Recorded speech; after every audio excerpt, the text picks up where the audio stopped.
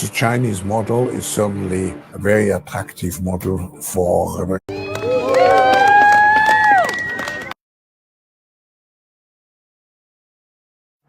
The Chinese model is certainly a very attractive model for quite a number of countries.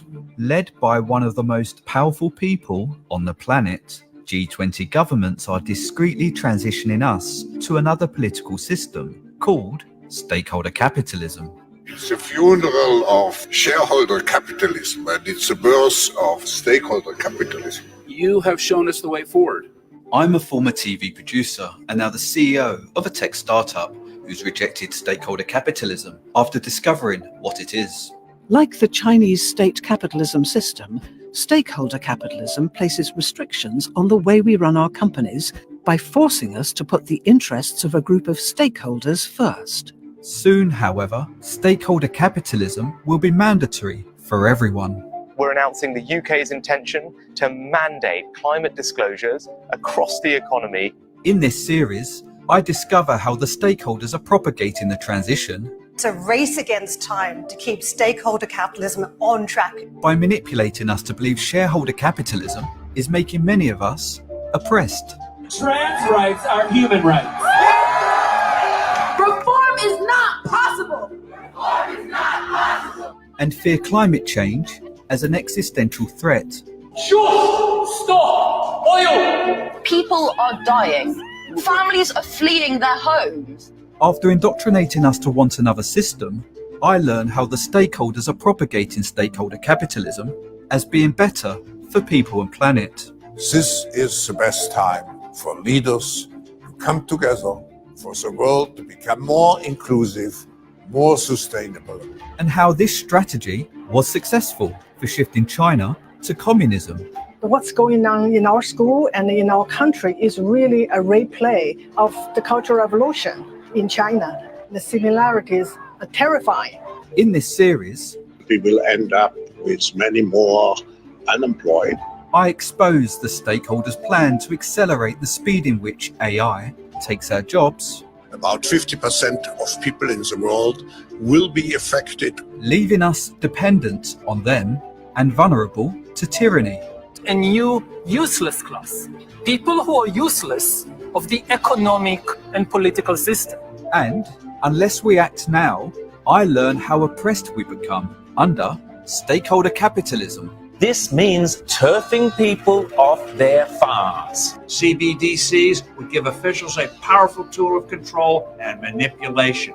Banks can now freeze their personal accounts. This technology can turn our communities literally into digital concentration camps. Some people are yelling out, "We're starving." Join me as I investigate the Great Reset transition to stakeholder capitalism.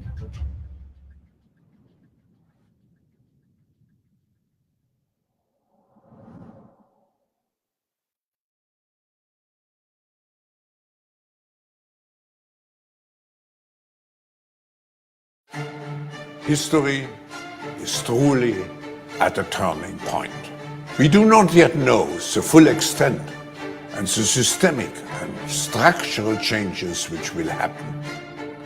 However, we do know that global energy systems, food systems, and supply chains will be deeply affected. This is Klaus Schwab. He's the executive chairman of the World Economic Forum, an exclusive organization for the world's most influential people. Around 1/3 of the members are CEOs of multinational companies, 1/3 are leaders of international organizations and governments, and 1/3 are from civil society, forming a truly multi-stakeholder community. His members include powerful heads of state, from Joe Biden and Rishi Sunak to the President of the People's Republic of China. We are working closely together with governments from around the world, including all G20 countries. This is a meeting of major world leaders who are deciding the future of the planet. 50 years ago, this German economist launched the World Economic Forum with a mission to transition the world to another political system called Stakeholder Capitalism. In 1970, as a young professor at the University of Geneva, I pioneered the stakeholder concept, arguing that business should not serve only its shareholders, but all those who have a stake in the destiny of the company. As a consequence, I created the forum as a not-for-profit foundation. Despite support from influential politicians and royals, Klaus Schwab has been unsuccessful in enacting stakeholder capitalism, but his network has since grown. Over the last 50 years, I have further developed the stakeholder concept into a global business citizenship. Klaus Schwab has now become one of the most powerful people on the planet, enabling him to finally fulfill his mission. Today, the concept of stakeholder capitalism is finally becoming mainstream.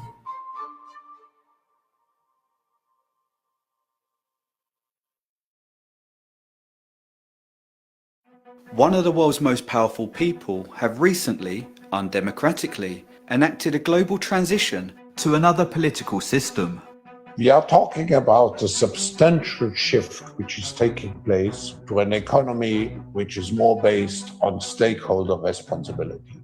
But despite our governments and the media being partners of the World Economic Forum, nobody has informed us. So what is stakeholder capitalism? In his blog and book, Klaus Schwab describes it as a socio-economic system that he designed from two existing systems. The first being shareholder capitalism.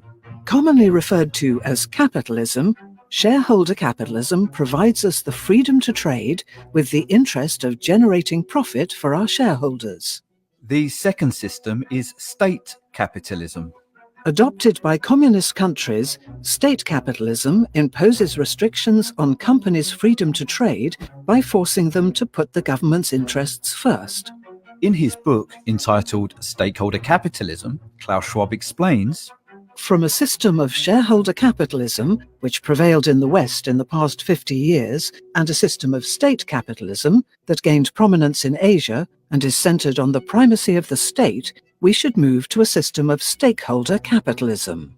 While Klaus Schwab claims he designed stakeholder capitalism from both systems, it primarily shares characteristics of state capitalism.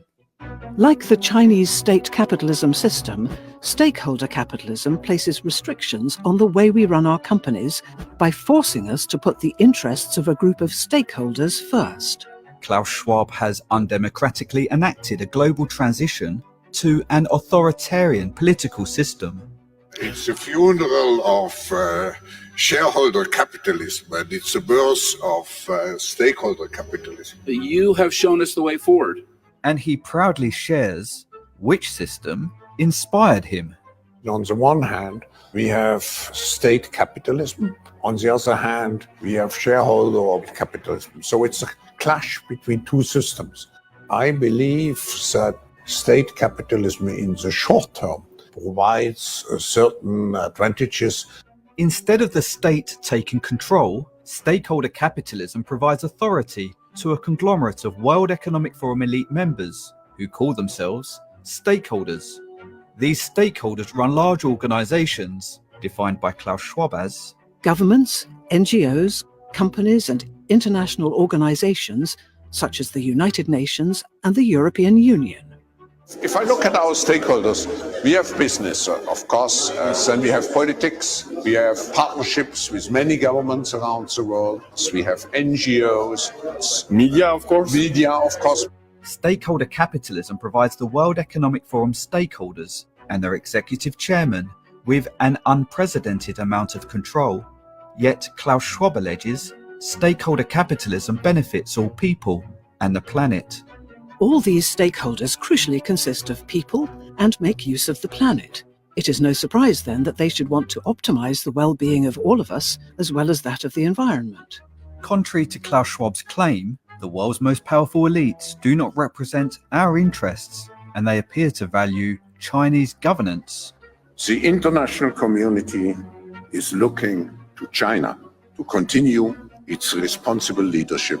The World Economic Forum have a large operation in China, where Klaus Schwab runs his ominous Global Future Council to explore emerging models of Chinese leadership adapted to a new norm of globalization. And Klaus Schwab is often interviewed by Chinese state media, where he expresses admiration for their communist system. I respect China's achievements, which are tremendous over the last over 40 years. I think it's a role model for many countries. The Chinese model is certainly a very attractive model for quite a number of countries. Klaus Schwab has also built a close rapport with the General Secretary of the Chinese Communist Party. It is my distinct honor and great privilege to introduce His Excellency Xi Jinping. China has made significant economic and social achievements under your leadership. In this World Economic Forum address, Klaus Schwab welcomes Xi Jinping as a stakeholder to govern us. We should join hands and rise to the challenge. I believe this is the best time for leaders to come together and work jointly for the world to become more inclusive, more sustainable. According to Klaus Schwab, stakeholder capitalism is essential for making the world more inclusive and sustainable. Inclusive means an economy that empowers people who are allegedly oppressed, and sustainable means a ban on fossil fuels to supposedly address climate change. These crises have been fabricated by Klaus Schwab so he can enact stakeholder capitalism, a system he alleges is more inclusive and sustainable, as a pre-planned solution. The world which we want to create with the Great Reset, it will have to be more inclusive. Inclusive propaganda was the primary weapon used by Mao for shifting China to communism over a 10-year period called the Cultural Revolution. Originating from a Marx and Engels idea, Mao indoctrinated young working-class Chinese to believe they were oppressed by the capitalists, encouraging them to rise up and overturn capitalism in favor of a system that he alleged was more inclusive. You were 6 years old when the Cultural Revolution began in China. I just want to let the American people know that what's going on in our school and in our country is really a replay of the Cultural Revolution in China. Klaus Schwab and his stakeholders are disseminating Marxist inclusive propaganda to encourage us to rise up and demand a shift to stakeholder capitalism. Reform is not possible. Reform is not possible. We need to defund. We need to defund. I want people to see there's similarities, and the similarities are terrifying. Instead of targeting the working class, Klaus Schwab and his stakeholders are indoctrinating our younger generation to believe minority groups across race, sexuality, and gender are oppressed by our capitalist system. I feel guilty that I've not done anything vocally to help the people who are oppressed, and they've been oppressed for so long. My youngest looks very white, so they would look at her and say, "You are an oppressor." Marxist ideas such as critical race theory and gender identity are being propagated throughout education institutions. Books like these are now part of the curriculum, encouraging young people to join social justice movements that are designed to drive a shift to a system that Klaus Schwab alleges is more inclusive. This one is A is for activist. Each letter promotes a different form of protest. N is for no, no, no, no. We have power! We have power! Make some noise if you think that trans rights are human rights. We have seen the signs of anger on the streets, so we have to create a stronger inclusiveness.